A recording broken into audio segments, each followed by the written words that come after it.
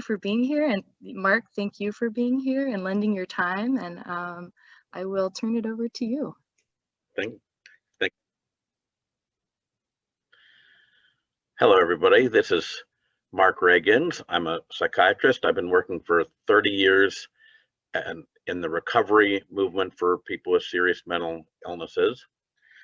This here video is one of a set of 5 trainings I did for Union Station as video trainings during the pandemic in 2021.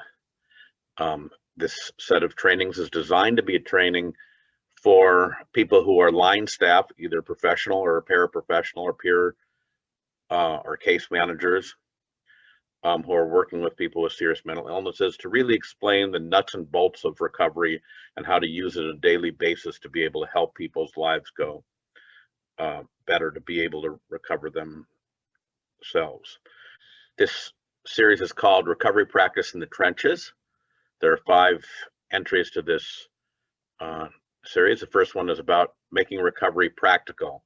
This is beginning with what is the recovery revolution really about how it connects the advocacy, that it was about the people that are trying to advocate for better services, rehabilitation, and 3 major transformations within recovery: person-centered, client-driven, strength-based. And we'll talk about how this applies to the actual services you're offering, especially using as examples trauma-informed care, motivational interviewing, and housing first. The second topic will be meeting clients where they're at, building self-responsibility and self-sufficiency. When we describe where someone is in their process of recovery, we're not describing where their illness is, we're describing where they are, and they can be at a stage of extreme risk or unengaged with services. They can be engaged with poorly self-coordinating, or they can be self-responsible. And the way we offer services at each of these stages can be either caretaking or growth-oriented. They can help people move along as they go along in recovery. So we're offering services that match what their needs are and help move their recovery further, rather than holding them back or giving them something they're not ready to use yet. The third session will be about making case management plans that match the client's level of maturity. Different people have different levels of emotional and psychological development in their identities and their relationships, how well they can plan, how well they can manage time, connect to others, how self-responsible they are. And if we make up plans for them that expects them to do things that they're not ready to do, we're all going to get very frustrated and angry with each other. The fourth section focuses on substance abuse, which is often one of the most serious problems going on in terms of people's lives and creating disruption and destruction. And instead of waiting for them to be ready for action to stop using, we need to have ways of meeting them where they are even before that. So we'll focus on stages of engagement, persuasion, active treatment, and relapse prevention. So we have something to offer people at every stage. And the fifth session in this will be talking about psychosis itself, not just from the point of view of hallucinations or delusions, but also the point of view of how it affects their self-identity and how it affects their relationships, and how we can help people recover by working on all 3 dimensions of experiencing reality, self-identity, and relationships. We have to get past our original feelings of being frightened, difficulty connected to them, hard to understand them, and not being very hopeful about people with psychosis in order to connect and help people with psychosis recover. They offer special challenges for both us and them. Each session will be about 45 minutes to an hour, and I hope you enjoy them. If you want to see more about my materials, check out markragins.com. Thank you. Thank you so much, Sarah. It's a pleasure to be here. At this point in my life, I would tend to introduce myself as an aging revolutionary. So, I like it. And what I've done along the way and continue to push. And I was born about 10 or 15 years too late to be a part of the 60s revolution, about the civil rights or the social changes of the 60s, and always wish I had been born a little earlier to have been a part of it. But I was born in just the right time and ended up in just the right place for the recovery model revolution. As I was getting out of school, and it was in the late 80s is when it began, and the Village was one of the premier locations for promoting recovery practices values, advocacy. We were one of the main reasons that the Prop 63 money says it's supposed to be for programs that are doing recovery-based work along the way. And I know that many of you came into things from other perspectives. That's something you hold really dear, maybe 12-step recovery, maybe harm reduction, maybe housing first, maybe homeless work, maybe cultural competence or cultural humility, maybe trauma-informed care, one of these other things.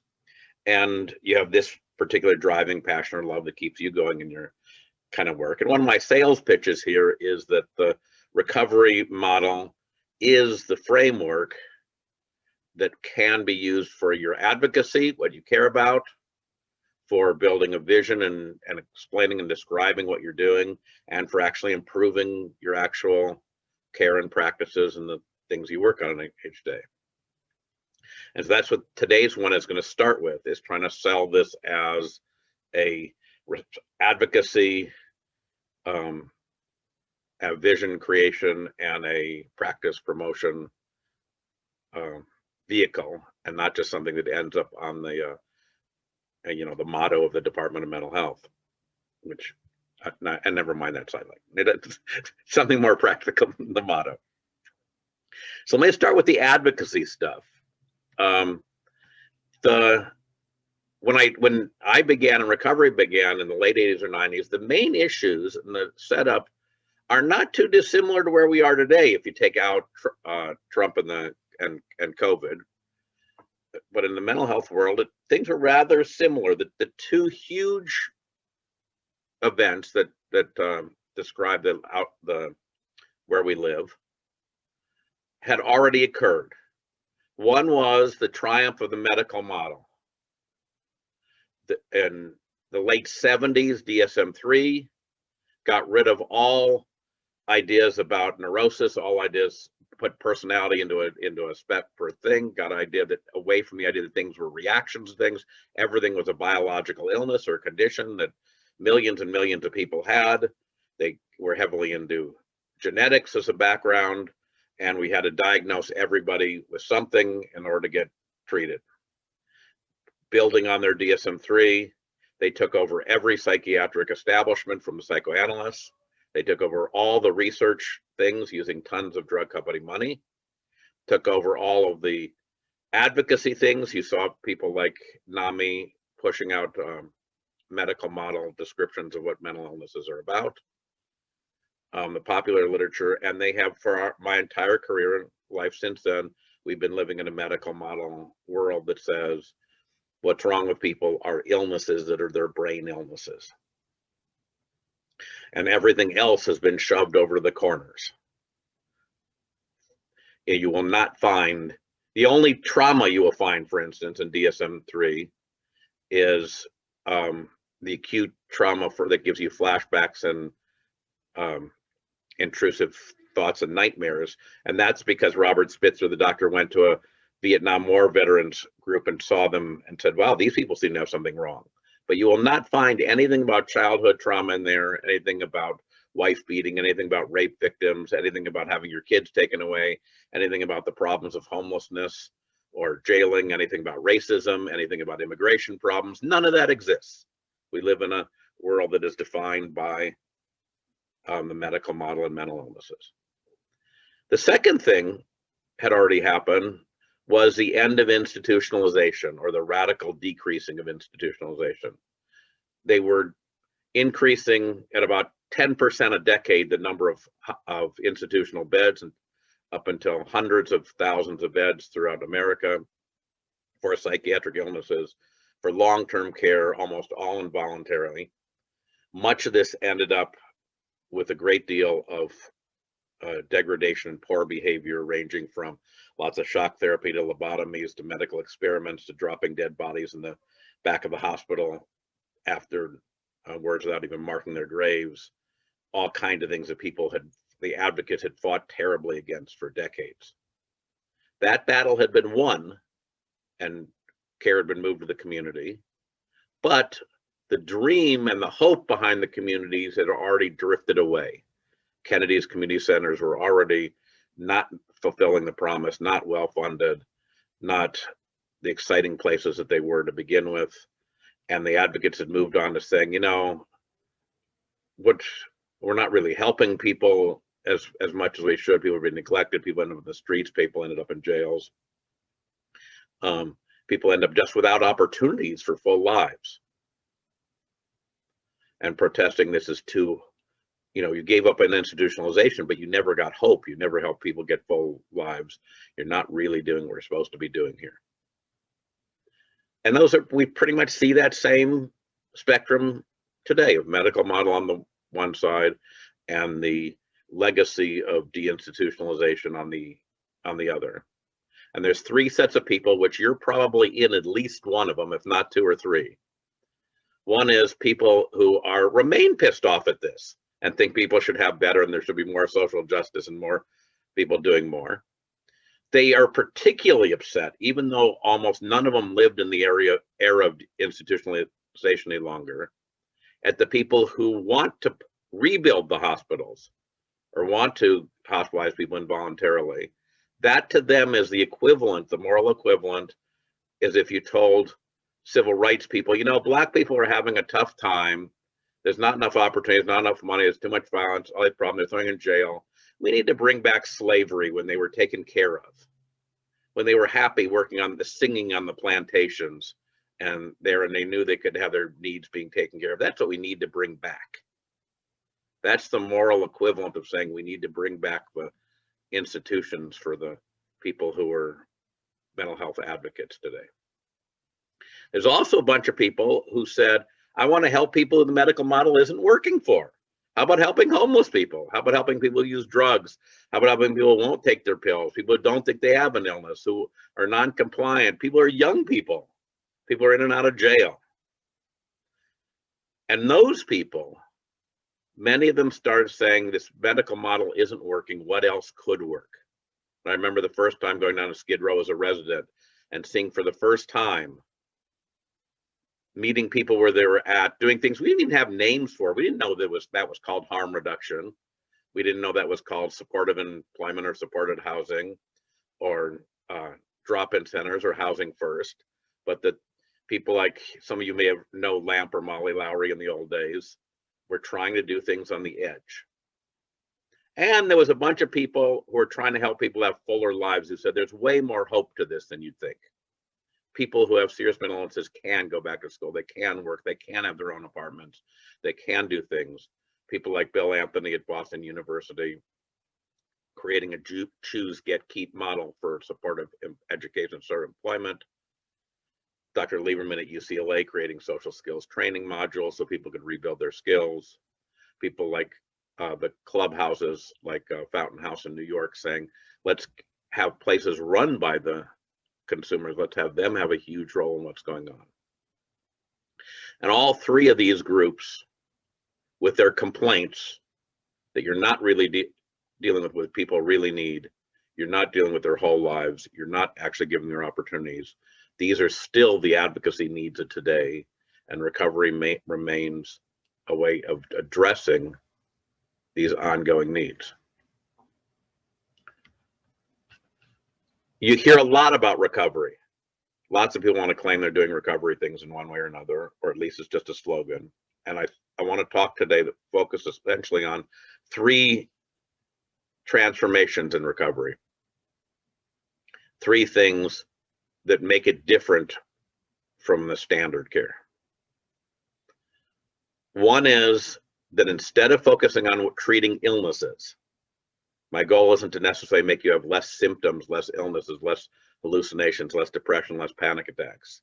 My goal is to help you have a better life, help you have better experiences, better growth, help you grow and develop into the person you were meant to be, the person that got stuck by these things going wrong in your life.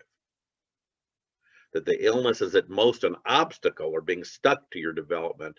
The actual goal is your life, not treating your illness. You are not just a battleground for me to fight an illness like a cancer doctor does or an infectious disease doctor does.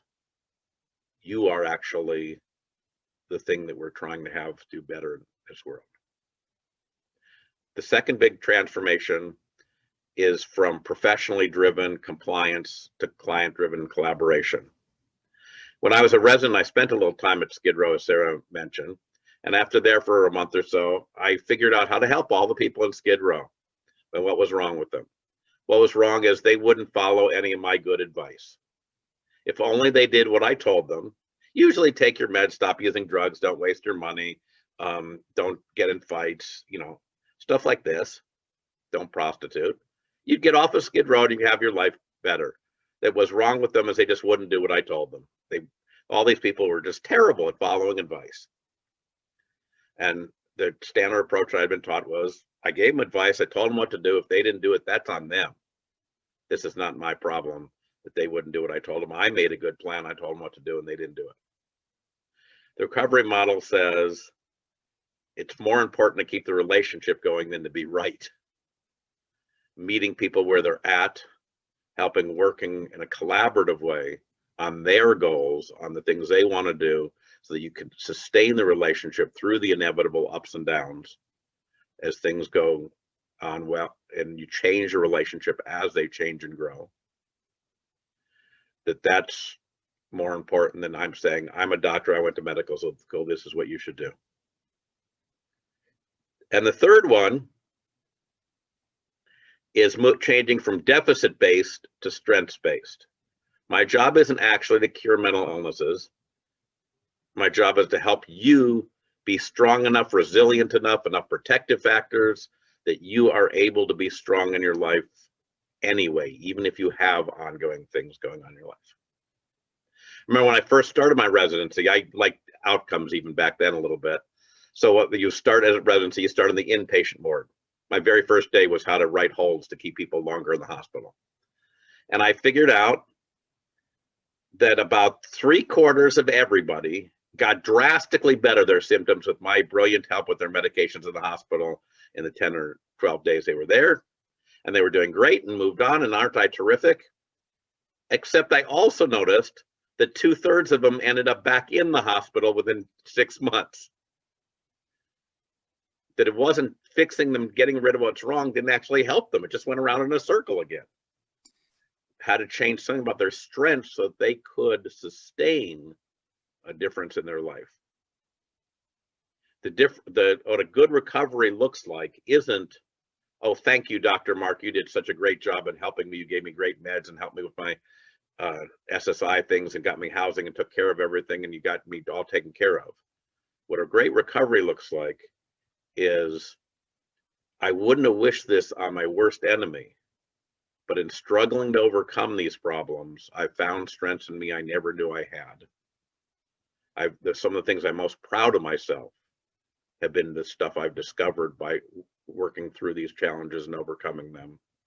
There's been gifts for these wounds. It's helped me figure out what's really important in life. Build their own internal strengths to go on to be. All right, let me do each of those in somewhat more detail and combine them with an actual practice that you guys value to see if we can make the connection here. First one is the person-centered. Moving from treating illnesses to helping people. This is, I don't write a history of present illness, I write a story of your life. I don't write what symptom reduction goal, I write what is your quality of life goal you want to pursue. Treatment's not completed when you have no symptoms, treatment's completed when you have recovered and are leading a meaningful life. So a pioneering practice in this was trauma-informed care. Trauma care has a long history in our field of being rediscovered and forgotten, mostly because dealing with trauma is so incredibly personally painful to deal with. We try to do other things instead. The trauma perspective says, it's not so much what's wrong with you, it's what happened to you along the way. For example, if you're a battered woman, the question isn't, so what's wrong with you? What symptoms do you have from being battered? The question is, what happened to you and how did it impact you? To give you an idea of this one, DSM, I think it was DSM-4, tried to put in a diagnosis of masochistic personality disorder. If you're being a battered woman, there must be something wrong with you that you want to be hurt. This was pretty politically incorrect, so they changed the name to self-defeating personality disorder, which may be a better name, but it retains the same premise that there's something wrong with you rather than you've been through something. Something's happened. This is the difference between a diagnosis and a formulation. Let me give you an example. In our homeless drop-in center, we had a lady who was about, I don't know, maybe late 30s. She was about 5'1", and she was a giant pain in the ass. She yelled and screamed at everything. She used tons of drugs. She got thrown out every place we put her. She would prostitute a whole lot. She'd, throw things around. Maybe you know her. But anyway, every place seems to have a person kind of like her. So she's one day down in the homeless drop-in center. She screams at me across the room. She says, "Hey, Dr. Mark, what's my diagnosis?" I screamed back, "Come over here instead." She came over. Now, while she was walking, I could have said to her, you have schizoaffective disorder, manic type. You have amphetamine dependence. You have a cluster B personality disorder with borderline and histrionic features. You have some seizures from your amphetamine abuse. And I'm sure if I would have said that, she would have said, "Oh, thank you very much for the clear multi-dimensional diagnosis. Can we make a treatment plan now?" Isn't that how all these people always respond? So I did not respond with that. I said, "Your diagnosis? You're a pain in the ass." Now, I'm not urging, by the way, to call everybody a pain in the ass. This is using her words. She described herself as a pain in the ass. This is her description. She says, "What do you mean I'm a pain in the ass?" I said, "Well, when you were little, you never knew who your dad was. Your mom was a prostitute and wasn't there around much. You were kind of abused along the way. She probably even sold you to some of the Johns when you were little. You were taken away when you were like 3 or 4 years old. You were put in a series of foster homes where you're abused even more. By the time you got to school, you were really defensive and hyper and combative with everybody. They thought you had a learning disability, so they put you in development disabled classes, even though you weren't, which just made other kids make more fun of you for calling you a retard. You would get into even more arguments and fights, and they said you were hyperactive. By the time you were like 12, you discovered men, well, mostly just older boys, 14-year-olds or something, and started getting attention for sex. And by the time you were a teenager, you were runaway and on the streets and gotten pregnant. And then the worst was you had 2 kids taken away from you, even though you'd promised you would never do to your kids what your mom did to you. And you've had a terrible time living with that. You have nightmares about where your babies and your kids. You hear voices of kids when you're alone screaming, "Where are you, mommy? Where are you, mommy?" You've continued on the streets. You've used drugs to try to blunt this. You fight off everybody who's trying to help you, even though you know they are. You're getting old now to be able to handle being a prostitute, and the street life's getting worse to you. And this makes you a pain in the ass. And she says, "Can you write that down for me?" I write it down. She carries it around and says, "The doctor understands me. He knows what happened." That's a formulation, a story of her life, what happened to her. That's not saying you're a broken person with things wrong that make no sense. That's saying these things have happened because of your trauma along the way. We teach people about something called a loyal soldier. This is how you got through these years. You got through by disconnecting and dissociating. You got through by yelling at everybody and putting up with yourself and not letting anybody in. You got through by getting affection from sex. You got through by using drugs. You don't have to feel ashamed for having these things wrong. Those aren't your diagnosis of what's wrong with you. That's your loyal soldiers that help you survive. But you guys know how in every old movie, there's a bunch of these old movies have like the president there, and he's got this whole big conflict with like some other country, and there's a general that keeps saying, you got to bomb him, you got to bomb him, you got to bomb him, you got to bomb him, you got to attack. That's your loyal soldier. He still thinks you're in a giant war all the time. And you may be if you're on the streets, or may need to fight back and use your defenses. Don't be ashamed of that shoulder. Be thankful for the service that got you survived to this point. But it'd be nice for him to quiet down to listen to the rest of your cabinet. How else could you deal with things? Could you make friends instead of connections? Could you build some coping skills? Could you learn some things so that you feel proud of how you're doing? Could you give back to others instead? Can you I'd like to enjoy the peacetime a little bit. I'd like to move on and grow from the things that you did for me when I was little. And to put it another round, there's a legend from the Maori people. That's the Aborigine people in New Zealand. It's kind of a combination of our Black people and American Indian people and how it worked out. But of course, it's their own path. And they have a legend that talks about you have a canoe and you take it out into the Bay of Remembrance. And in this bay, you see pieces of yourself from your childhood that you've thrown overboard and discarded and didn't want to think about and pushed to the side. And they're floating there, kind of the ugly little hurt pieces floating around in this bay. And you paddle your canoe over to them and you reach into the water and you pick them up. You wash them off and befriend them and say, wait, there's a lot of pain here. There's a lot of hurt. This is where, can I help bring you back into me? This isn't a symptom to be medicated away or gotten rid of. This is a part of you, an essential part that makes you you. And you go to the base some more, pick another part, till you've got all of you back in the canoe to put together as a whole person coming back to land. This kind of approach is clearly can only be done person-centered. It can't be done illness-centered. It can only be done if within the recovery point of view, not within a medical model point of view.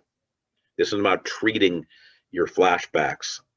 This is about reintegrating and recovering yourself. They took this all the way to the extent of you putting it into inpatient wards.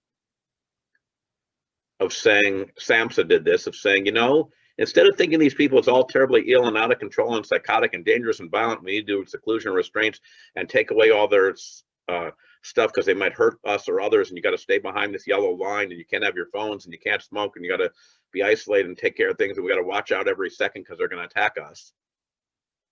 We could view them as terribly traumatized, that they're scareder of us than we are of them. That when we tell them keep the door open at night in your room and we're gonna have someone do bed checks every half an hour, that's not very good if you were raped by your dad in the middle of the night all the time. What are we doing that's re-traumatizing them when we tie them down to give them a shot while they're screaming? That instead, how can we help them regain their own self-control instead of us controlling them? And when you do that for a ward, you do these intensive trainings and you have to change the whole culture of the ward. You have to do it really intensively. You can virtually eliminate seclusion and restraints from almost any hospital ward. I saw it being done in a state hospital, the criminally insane on the assault ward in Oregon. These people are being tied up like 4 or 5 times a day. They were doing this approach to gradually help them get back control, to get their lives back. But as far as I know, even though there's SAMHSA toolkits for doing this, I don't know of any psychiatric hospital in Los Angeles has actually implemented as a cultural change to try to change into a trauma-informed inpatient ward. Recovery is the way of promoting the changes we want to see and improving our own practice. Let me do a few other things within person-centered, because it's not just a small thing, person-centered. This is perhaps the biggest of the 3 changes. I was taught the beginning of a good treatment is a good diagnosis. I no longer think so. I think the beginning of a good treatment is a good relationship. If they don't like me and don't come back, what difference does it make what my diagnosis was? I begin with welcoming, not with an illness assessment and engagement. I pay attention to what they're suffering, what help they need, not on what their diagnosis and what symptoms they have. We do work towards quality of life things. We rebuild their lives on their personal selves. try to build their growth and recovery, and services end not when their illness is cured, but when they can manage their own life and have meaningful roles. And my relationship with them changes over time as that moves. Whole different way of looking at the thing. One of the great reasons recovery has not succeeded in the last 30 years to take over the entire system is because our entire billing system is illness-based. Our entire charting system is illness-based. Our entire licensing system is illness-based. So that you find yourself writing all kinds of notes if you want to bill Medi-Cal that are the exact opposite of person-centered. And we've made no progress thus far, even though we gave them tools on how to do capitated recovery-based, quality of life-based outcomes instead of illness-based charting. It did not get adopted in the next 30 years, and we're going to continue to be an outsider movement just in little pockets until that's done. All right, that was number one. Heavy one. Number two, client-driven collaboration.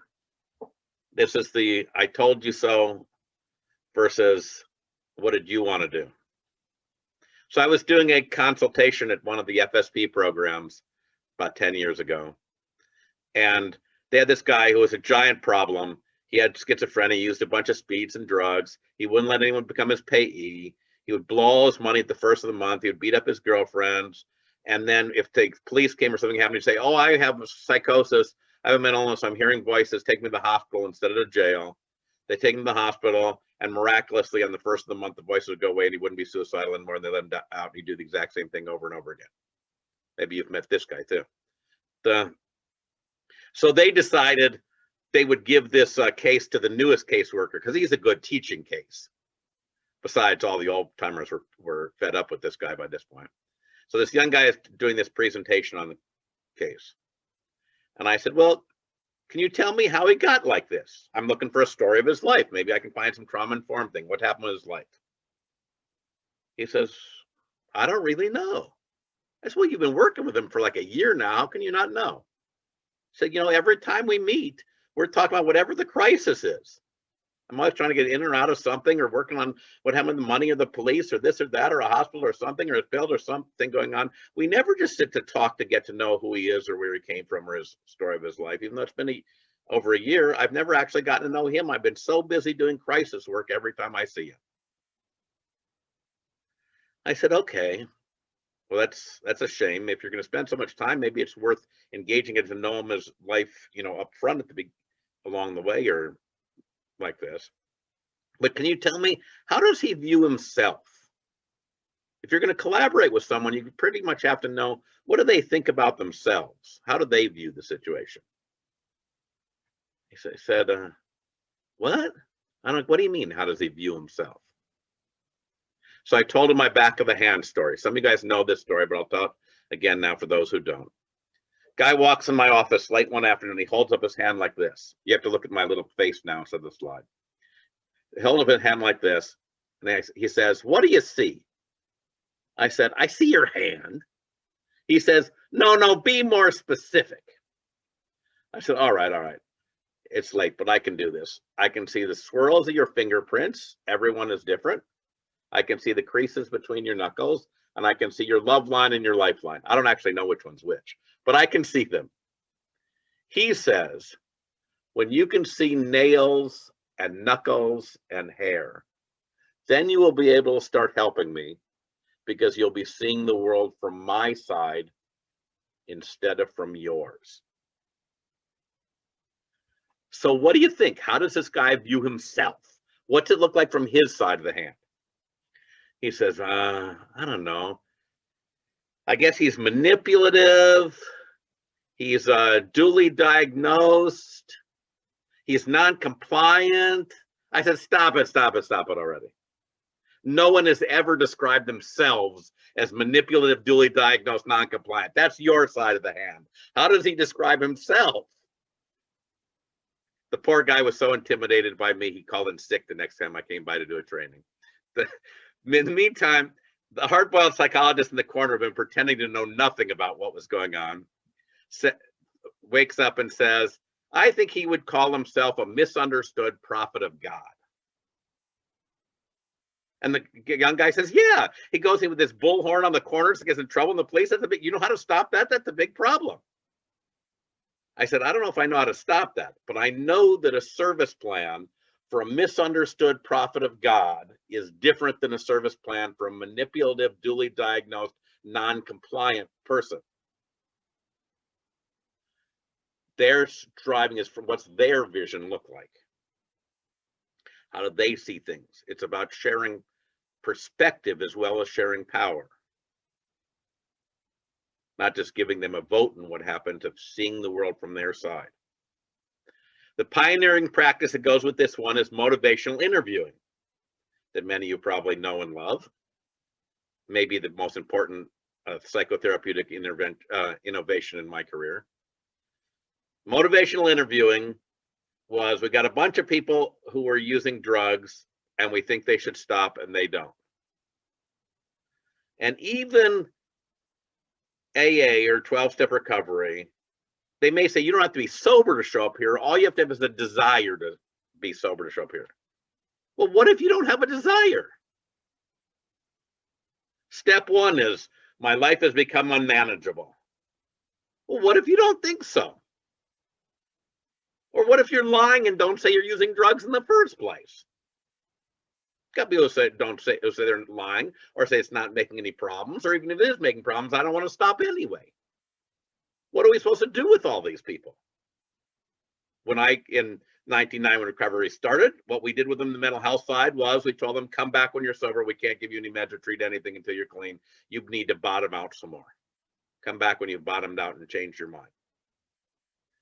The substance abuse people, by the way, said, come back when your mental illness has been stabilized, and then we can do something to your sobriety. They didn't hand out any pills in the drug and the substance abuse places back then. And so they didn't get any care from either one.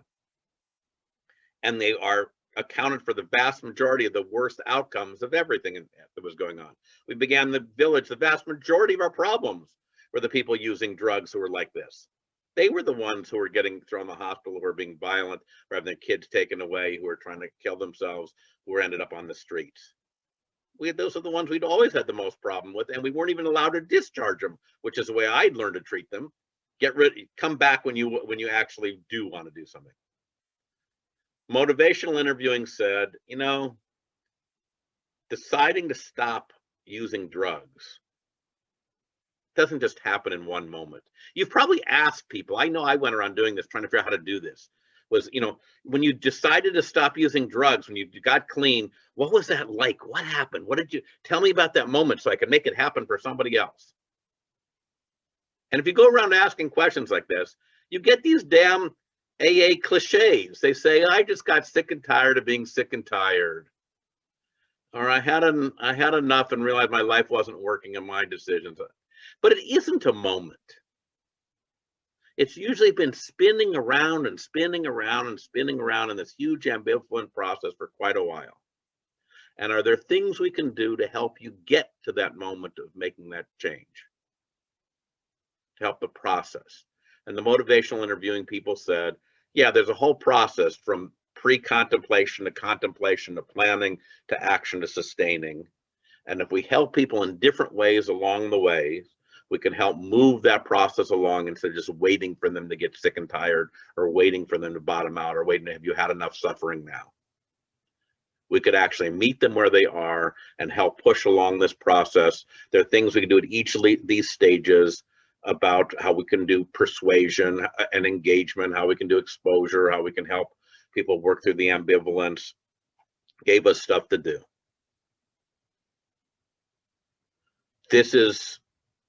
They wrote a couple books on how to do this in motivational interviewing, and they realized lots and lots of people were having incredible trouble doing this.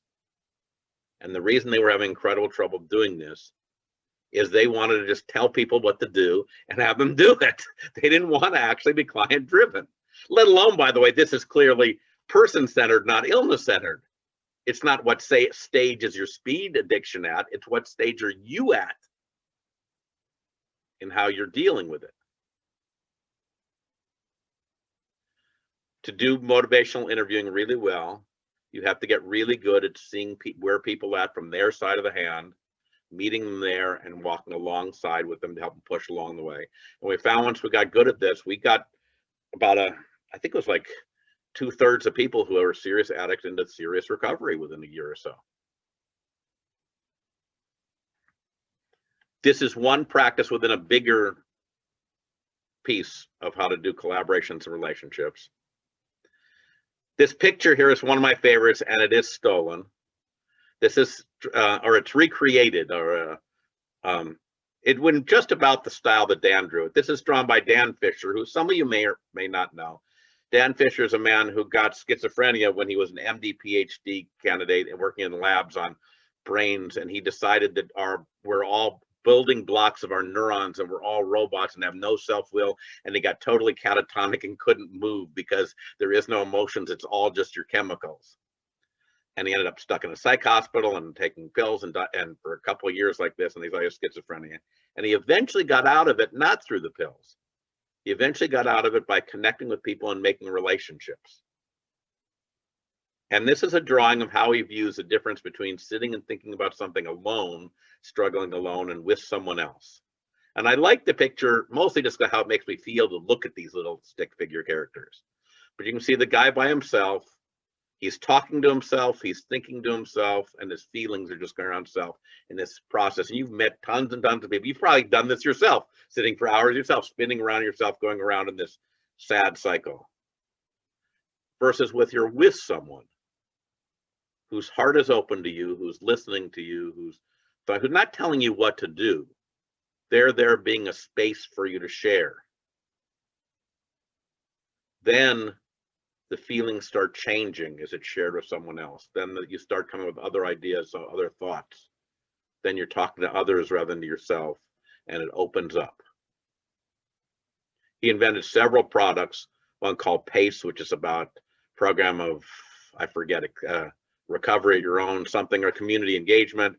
But the more important one for this is something called emotional CPR. You guys probably know about mental health first aid, which tells you to be aware of what kind of symptoms might be illnesses and get people to professionals. That's an illness-centered way of looking at things. Emotional CPR says, learn how to make a space where you're listening to people, to empower them to find solutions and find the warmth and security in order to be able to overcome their own emotional traumas. That's a person-centered collaborative way of doing things. This is, and you guys have become experts along the way in this stuff on the left end of this slide about the people we meet are usually untrusting, unengaged, unmotivated, irresponsible, and we have to learn how to build a relationship starting with where they're at. Collaboration means starting where they're at. Not you, can you meet my requirements? All right, third one. This one is the strengths-based one. So my story for this one is another story from Skid Row. So I had a clinic as a resident, and I'd see these people and they'd come and go. And I remember this guy, John, he'd come in and he was all dirty, and he lived in somewhere in Skid Row, and he used a bunch of drugs, wouldn't take meds hardly at all. He'd come by like once every 3 months for a refill of his Stelazine. This is old fashioned. He'd paint pictures of himself as king of the homosexuals, which he never brought in for me to see, so I don't know what they look like. And he was a mess. And when it came time to end my outpatient time at that clinic, I was supposed to transfer him over to the next resident, but how was the next resident going to see this guy? I couldn't even tell him I was leaving. He was in and out, wouldn't make appointments reasonably. But I went over to Skid Row, and there he is at Lamp. And he's making this huge bowl of soup, cooking this soup up. And he's looking awfully good. And I'm like, wow, John, great to see you here. You're looking very good. Did you get hooked up with the next resident after I left? He said, no, I'm making soup. I said, I know, but you're looking good. So you must be getting treatment someplace, must taking meds somewhere. Did you get to hook up with Dr. Drucker over at Skid Row Mental Health? He says, no, I'm making soup. I said, I got that you're making soup, but where are you doing your treatment? He said, I'm making soup. Well, I'm a little slow, but all right, tell me about the making soup. And he says, well, You see all these guys hanging here? Most of them have no money at all. If they get an SSI check, they blow it in the first few days. Now we're later in the month, or most of them have no checks at all. And it's likely as not this soup is the only meal they're going to get for today. And they really need me to be together to put this soup together so they have something to eat.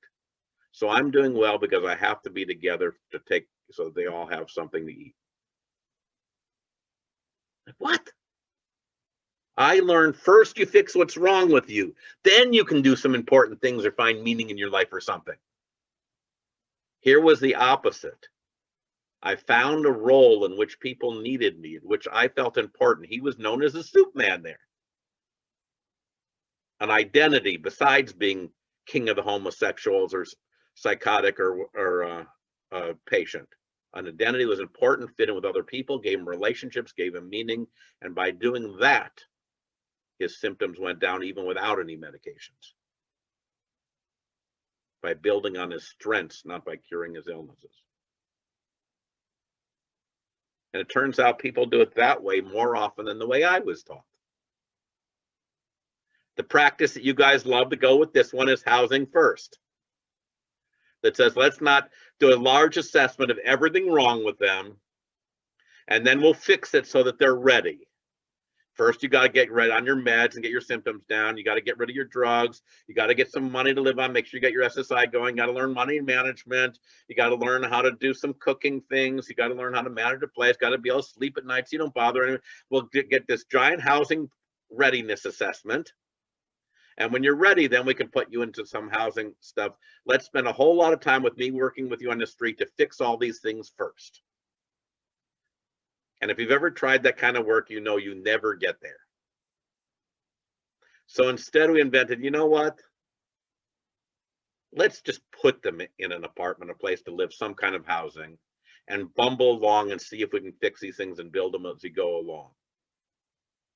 Ready just means you're motivated and excited, you want to do it, not like you're prepared and likely to succeed. And if you think of it that way, our jobs change drastically. Our job isn't no longer how do you assess someone with everything wrong with them, fix all the things wrong with them, then put them in a place they're likely to succeed and monitor how they do. That's the standard way of doing things. Your job now is to engage with people, motivate them and excite them in order to do what they want to do, get them there even though they have very little chance of doing it right at the beginning, and then bumble along with them, taking a bunch of risks while they learn by doing the thing. An absurdly frustrating, you never know what's going to happen the next day, up and down job that you signed up for to do this way. And why would we do it this way? Because it's the way life really works. This is the way you learn to do everything in your life. Think about this for a minute. Everything important in your life, the very first time, were you prepared and likely to succeed and nothing seriously wrong, or you're motivated and excited and ready to bumble and learn by doing it? First time you had sex, prepared and likely to succeed, or motivated and excited? First time you got a job, prepared and likely to succeed, or motivated and excited? First apartment, prepared and likely to succeed, or motivated and excited? First husband or wife? Those of you on your third husband or wife get this one. Prepared and likely to succeed, or motivated and excited? And I dare any of you who have kids to tell me you were prepared and likely to succeed and knew what you were doing before you started. I can only hope that you bumbled along and had some supportive people along, maybe some people with some experience and some guidance, but not ones who told you what to do. So you start saying, don't tell me what to do, I know what I'm doing. So you could bumble along and learn how to be bumble parents. This is the job of housing first. Get people in apartments so they can be bumble tenants or bumble homeowners or whatever you want to call this, and learn by doing. And yes, they will probably screw it up. Fortunately, babies bounce, but in apartments you can get a different one, although that can be a giant pain in the ass. And as the housing market gets worse and worse and the money gets worse and worse, this approach gets harder and harder to do, merely because you don't have enough ways to keep trying the opportunities and the places to bumble and learn in. This has moved on to a series of other things that are all on other things that are all built about this same idea of learning while doing. Supported employment, supportive education, supportive community integration, supportive sobriety, even. All these things, learning by bumbling, by doing them along, to try to build the strengths to be able to succeed. And if you put it together, here's a vision that you can build from of recovery-based housing is. Housing is not a place a social worker places you into. It's somewhere you choose to be. Housing is not a facility for your illness to be treated in. It's a place you call home. Housing is not a place to be taken care of. It's where you can learn, grow, and achieve. Housing is not a place to be protected in away from the world. It's a place to take risks and experience life. Housing is not an asylum to be hidden away in. It's a base for belonging in our community. My guess is that this vision reverberates with why some of you are doing this absurdly difficult work. But as you can notice, you need all three of those transformations are built into that vision.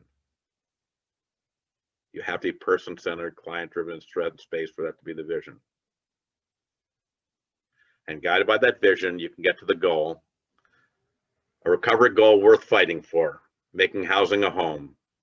Housing is not somewhere to smoke and drink coffee and exist. Wait, I'm sorry. Oh, come on. I'm sorry. That's supposed to be a dramatic reading, and then I screwed it up. Housing is not somewhere to smoke and drink coffee and exist day to day. It's a place to be proud of, where you prepare for work in the morning and come home to at night, where you make love, host family gatherings, raise your children, roast a turkey and decorate a Christmas tree, display pictures of meaningful people and events, keep your favorite books and music and movies, read your Bible and say your prayers. It's a home to fill with life. Hopefully today's presentation has taken you from the advocacy needs to the transformation to the recovery vision, the actual practices, to the goal of what you're trying to do with your actual career, why this is meaningful to you, why you should become the next generation of revolutionaries in this fight. That's it for today. I think we got about 5 or 10 minutes for questions or comments.